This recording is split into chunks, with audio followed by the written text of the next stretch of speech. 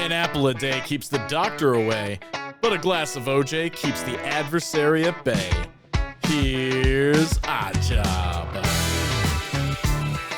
Hey, it's time for a glass of OJ. I'm Oddjob. All right, so we've been seeing various things in the news, some news, more so the blogs, LinkedIn, probably. Sometimes LinkedIn's just my only InfoSec news source these days. And I've been seeing a lot of interesting things around Qakbot, and especially something that's been branded as Qaknote. And as you know, this is not usually a hyper-technical podcast, right? So back in the day, we were Fail Along With Me, and on the channel, I would go through and show like some new skill I was trying to learn or something I was trying to show, and showing how failing is a wonderful way to learn. And then Cuckoo Sandbox ended up failing me into non-existence for a while, as far as YouTube's concerned. And then turned into Glass of OJ, which is more about thinking about information security practices, what are we doing out there, and giving people advice and analysis that I think is interesting for people, and as well as community information support that I think is interesting as well. So it's not a hyper-technical podcast, but this is more of a threat brief. So we're going to talk about this interesting campaign called Qaknote, and talk about maybe like what's it about, how is it different than other Qakbot campaigns, and what should you be worried about, what should you do, and how can we move on from here. So let's take a look at this. So Qakbot is where Qaknote comes from. Qakbot's malware. That's simply what it is. It's not a threat actor. Qakbot is not a threat actor. It is a malware. So threat actors like Revil, which is an actual ransomware organization out there, they make use of Qakbot in their arsenal for downloading and invoking their malicious payloads. It's a suite of tools and modules. It's a framework, much like Metasploit, right? So Metasploit is highly modular, and people in the community, in this case, the criminal community, go and develop Qakbot modules, and the Qakbot maintainers themselves also create modules, and they have new core version updates that come out, and people then use that and begin creating interesting new modules as well. So it's like any other software out there that we've seen. It has a release cycle, it has a business model. They like selling it and make sure it's getting used out there. So why Qaknote then? Why are we calling that Qaknote? So Sophos has somebody, a writer called Andrew Brandt, and he basically coined that word as a catchy term to identify the delivery method, which is OneNote notebooks.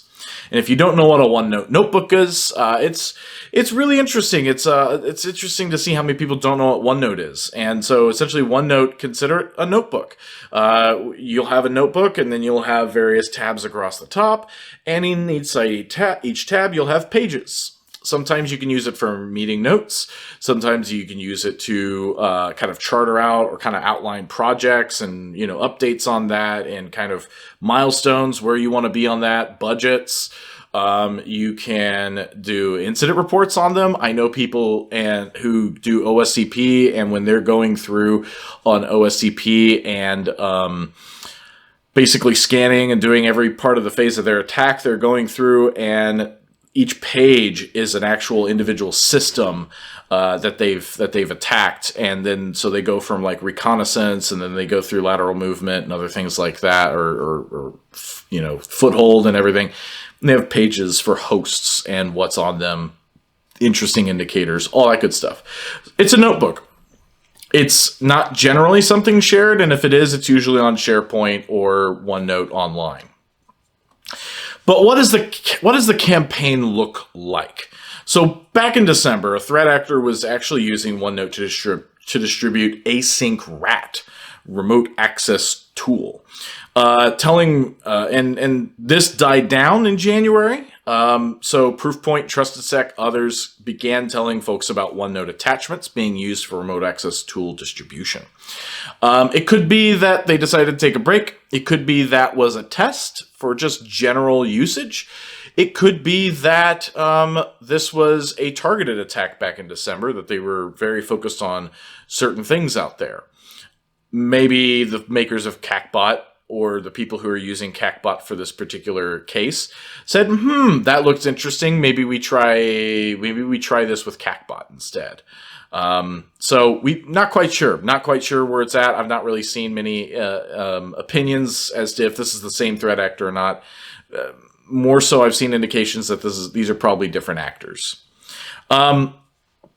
So this really all starts with email. So what is this going to look like in your environment? Well, it actually starts probably 6 months to 3 years ago when you or one of your customers, stakeholders, partners, some third party that you were in conversation with gets popped. Their emails get harvested. Yes, this is something interesting. Even in 2019, we were actually seeing Qakbot campaigns that were based on email hijacking. And so what happens is you have an email conversation between two people or between multiple parties, and then some completely different party compromises one of these folks, takes that email thread that you've been on, and it could just be one email they're going to reply to. It could be a thread of emails that they're going to reply to. But they reply to it, and they will attach a malicious attachment. They may reply all so that it goes to everybody to maximize the damage, or it may go to whoever was the original sender. But anyway, so they've been harvesting emails. These threat actors have been harvesting emails. Those aren't just valuable for think about your emails. They're not just valuable for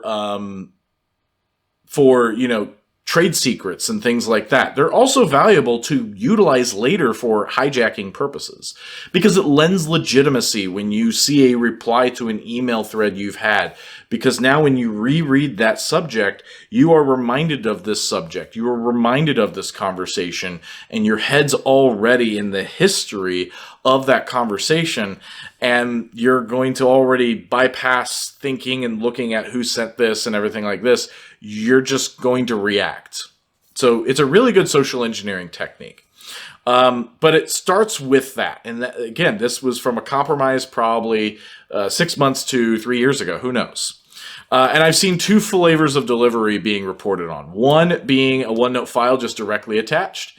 And then the other one is a URL that leads to a site that will download a OneNote file or a zip with OneNote in it. And by the way, they'll also tell you the password to actually unlock the zip folder, because, what kind of attacker would want to securely send their malware, right? Attackers don't care about security, right?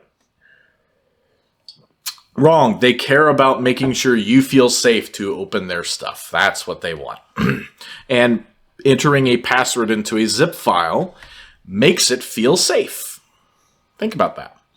So clicking. Once the user opens the OneNote, we aren't infected yet.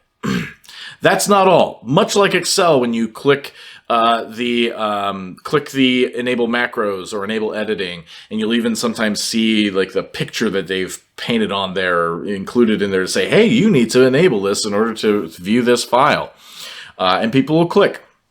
And I don't understand why people get all up in arms over enabling those, because so many times that's what you have to do in business. You have to enable macros. You have to enable editing. You have to click something like that in order to open these files, and you make use of them.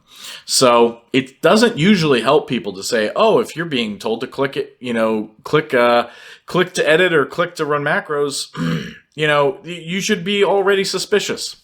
They're not, because it looks normal. If it looks like work, work's going to get done. Shout out to you, Wolf Gorlick.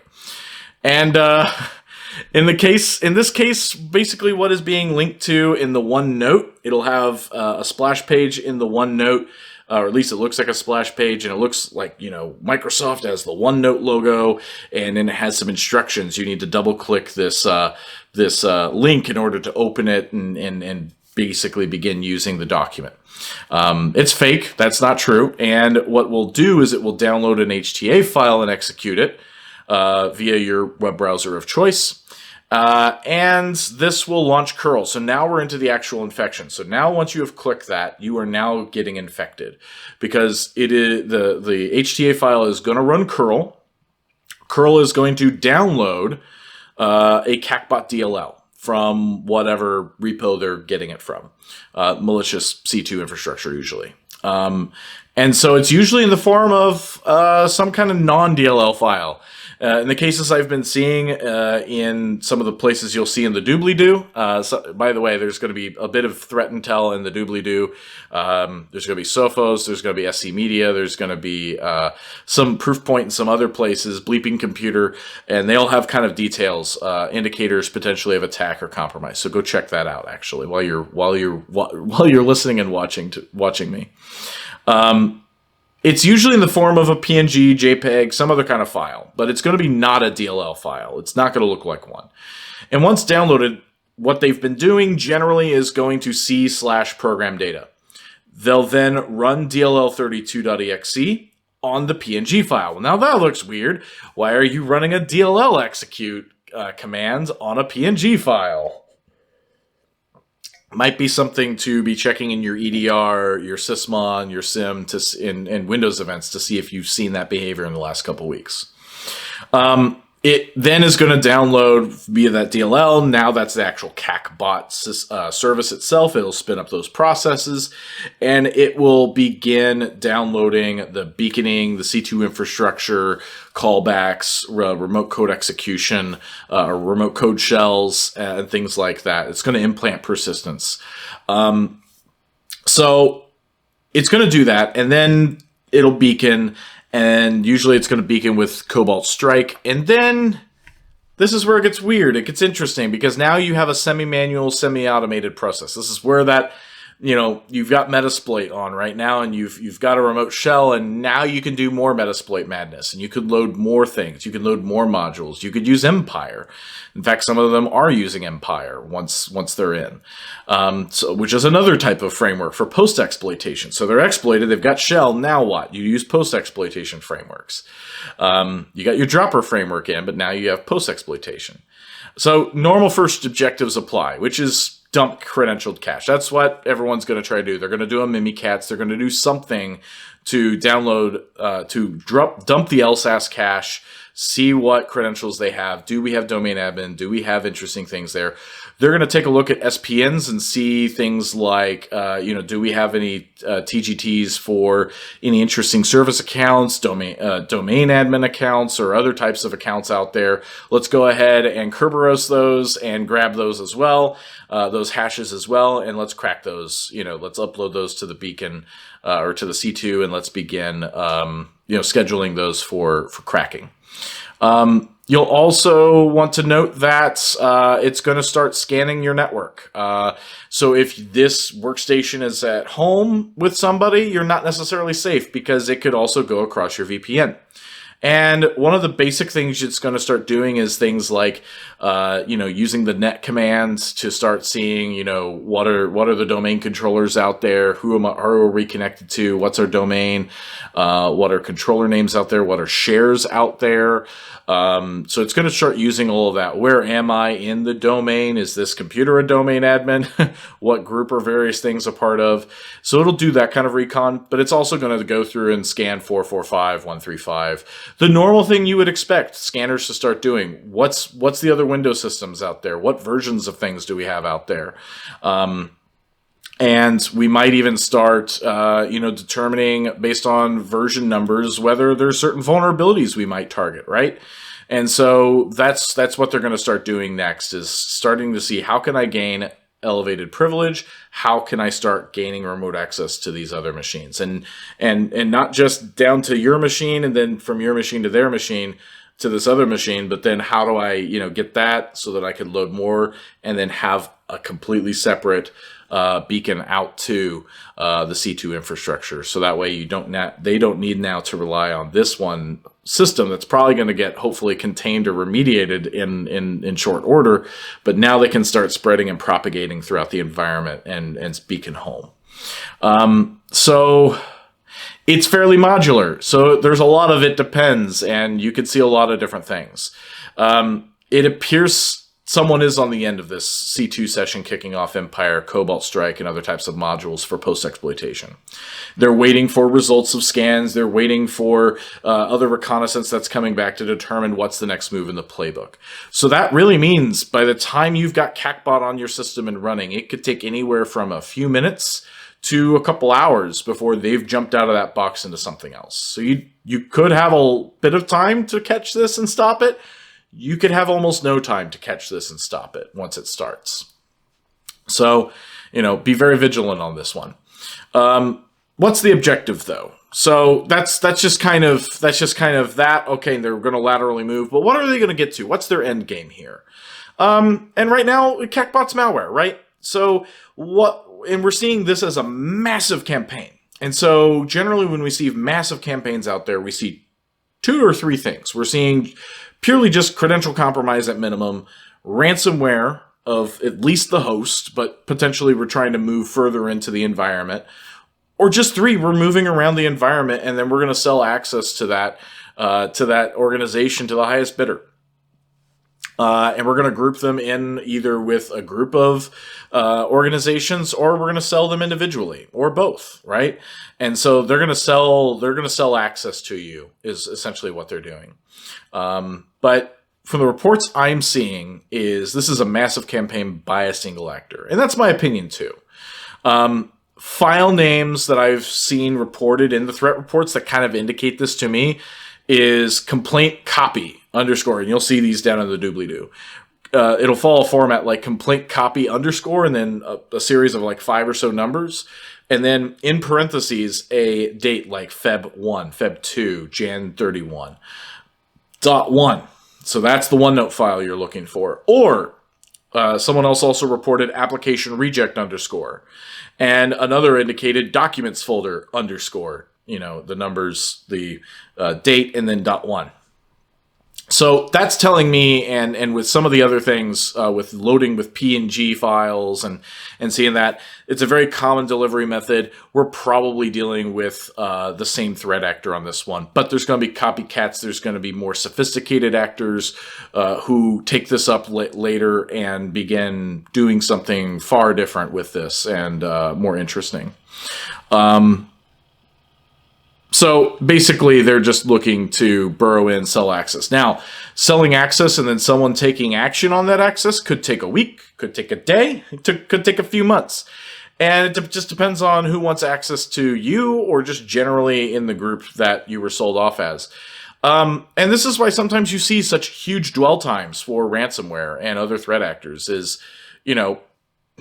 when you're out there and you're on the market, you may not get sold. You may get sold quickly, and then they may take some time to act on you. And so you'll see some dwell time out there. But even in more targeted situations, you're going to see people dwell as well. So sometimes it's hard to determine based on dwell time whether you've got a sophisticated actor or whether you've just got someone who bought access to you and just wants ransomware. So you may not know that you had this happen to you until you're ransomware by the access that was sold. So what do I do now? Right? So let's talk about prevention. Let's harden up a little bit here. So let's block our OneNote attachments in the email. I've not seen, and your mileage may vary on this. I've not seen really any reason to legitimately. I mean, you could just share your OneNote file via email, but why, right? It's a notebook. You're probably going to want to share that via a network file share or OneDrive link or SharePoint or something like that, usually for collaboration. Or you're going to dump what you have in OneNote to a Word file and send that, right? I've not usually seen people send OneNote files. It's very rare. I would check your last 30 days of email usage to see if anyone has been sending .1 notes and .1 and .1 note files. Definitely check to make sure that those file names are not present because that may indicate that you've got an attacker. But yeah, and encourage internal sharing of documents anyway by network shares, SharePoint, OneDrive, Box, or other storage repositories. Of course, now you have to worry about attackers mimicking Microsoft or Google share requests and invitations. But it's at least not an attachment that is there, and there's you're blocking off one type of easy access. So it is progress in a good direction. So educating users, right? I've talked about not phishing testing your users. before. But educating users is always good. Keep them up to date on latest interesting techniques. And this one, very novel, right? Replying. So phish testing doesn't include things about hijacked email threads. So you're seeing somebody reply to an old thread with a customer or a lawyer or, a partner or something, or a third party, and you're seeing someone reply to this, and you look and say, wow, this conversation happened maybe 6 months ago or a year ago. That should throw a red flag. And then you should look and see, someone's replying to this. Is that actually the person that is in this conversation? No. Then what the hell is this, right? You should be asking that. We should be teaching our users to be skeptical towards emails like this. And a lot of phish training does not include emails like this to look for. They don't include email hijacking and show how that could happen. So for this particular attack, an indicator of attack would be, for instance, run DLL32 executing on a non-DLL file like PNG or JPEG. So you might want to go back through your SIM. You might want to look at Windows events if you're gathering them for run DLL32 invocations, especially where you're seeing it acted on a PNG, JPEG, especially in ProgramData. That would indicate this particular attacker. Ensure you're good at containment practices. You have good containment practices. So if you've got a decent EDR setup, if you see run DLL32 run against a PNG file, for instance, contain first and ask questions later. In fact, contain automatically. That should be an indicator that automatically just you auto-contain. That's just there. You could probably go to a MITRE attack framework and look up a lot of other types of interesting techniques in that same arena to ensure that certain things aren't calling registry keys, maybe. But yeah, look at that and make sure that you're especially on workstations. Servers, you're probably going to want to have a conversation very urgently with some systems administrators or DevOps folks. But you're going to want to contain a workstation as soon as possible. Especially if they're VPN connected or something, you're going to want to contain them as soon as possible. And so having your automation do it, if you have a good, confident indicator of attack, is a good point. It's an activity also that's a combination of automation and manual selection of modules to run. You aren't, especially in the future, probably going to have a lot of time to contain and investigate. In fact, in future campaigns, you're probably going to see your domain controller already hosed, and that's when you find out someone ran a malicious OneNote attachment. So you don't have time. So just be thinking of ways to cut down the amount of time that you're looking through. Get really good indicators of attack. You notice I'm not saying indicators of compromise. Indicator of compromise would be like, a very particular file name or beaconing out to a particular IP address. A lot of those things change all the time. Indicators of compromise many times change over time in via campaign or per instance during a campaign. Whereas an indicator of attack is more of a behavior that you're seeing in the environment, and that's what you need to go and do some threat hunting potentially on. So develop those hypotheses. What would this attack look like, and what logs would I start seeing? Do some of the research on the links that I'm giving you in the doobly-doo. Start figuring out, put your hypotheses together and start hunting for these. Create alerts for them in your SIM at the very least, and put some automated containment in where possible. Disabling accounts of compromised credentials during the containment period. Once you're sure that the activity that you're seeing is now done and contained, the threat actor is fully contained. I don't mean that you've contained that workstation. Now it's okay to let that user change their password. No, don't let that user change their password yet until you have determined what else that system talked to. Did it go anywhere? Has it compromised anything else? You might see what that user's been doing. Did they have any VPN logins after the fact on a completely new IP that they've never come in before? You really want to go through and make sure what else is going on with that user and determine what else is going on before you just go ahead and give that user some new credentials to their account. This is going to help ruin whatever access an attacker hoped they would gain also from those dumped credentials. Take a look at the dumped credentials and any Kerberosting. Let's rotate those passwords as well, because now those credentials will be useless to the attacker. Multi-factor your VPN. Multi-factor your VPN. Come on, people. It is 2023. Why can't we multi-factor our VPN? Okay, I get you don't want to multi-factor for, certain things out there on the web or whatever. Like, it gets from different apps to different apps, especially if you don't have single sign-on, it can be really terrible. But if you are getting to your VPN, there are a lot of critical systems that VPN just simply has access to, either out of necessity or simply you have poor segmentation anyway. A lot of people just pop people on their VPN, and VPN can go anywhere. And so multi-factor your VPN. Make sure you have strong authentication for people trying to access the network. VDI as well. Make sure people have to MFA in order to get into their VDI systems. So make sure you're doing those two. Super important things to do is make sure you're doing that, because an attacker, again, could compromise those credentials and then come right in on a completely separate system out of band into your VPN and begin running around the environment. Who knows what they're going to do after that.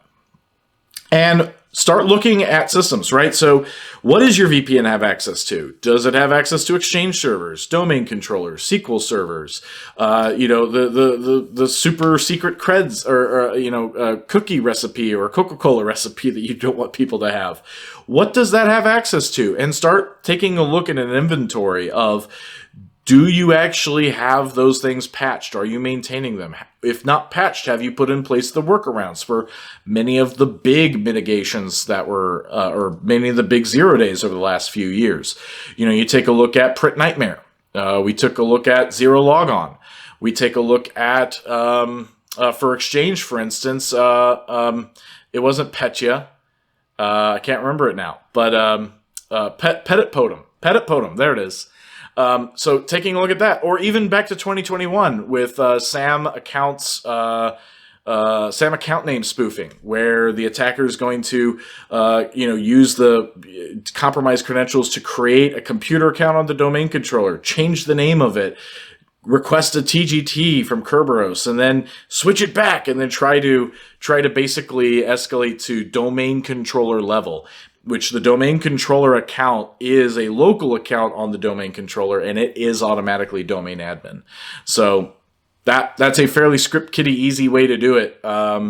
And they have modules for them, I'm sure, just like Print Nightmare has modules and Zero Logon has modules. Petit Potem has modules. They're going to use those. They're going to use that in their post-exploitation, those second chain exploits. They're going to really try to use those throughout your environment. So keep your environment up to date. So important and critical to make sure your most critical systems are always kept up to date on patching, and really that should be a zero compromise. It should be a zero tolerance policy around things like those not having patch, or at the very least not having the appropriate workarounds. So that's kind of all my advice, and I hope this was helpful, and I hope it gives you an understanding of how this attack works, where it's come from, how this is a little different, hopefully giving some of you a little hope on dealing with this if you see it in your environment, and taking your next steps. But let's not panic. Let's keep calm. Let's keep cool as cucumbers. But this is a glass of OJ. What did you think? Do you have some other indicators of attack you've been seeing in your environments? What's your threat intelligence been telling you? Have I got something wrong in here, right? So I've been reading what I've been seeing. I've been talking to my friends and seeing what they're seeing. And I'm kind of just bringing all this out here in one video. So if you see something that's incorrect, if you learned something from this, share it down in the comments, find me on social media, and I'll see you in the next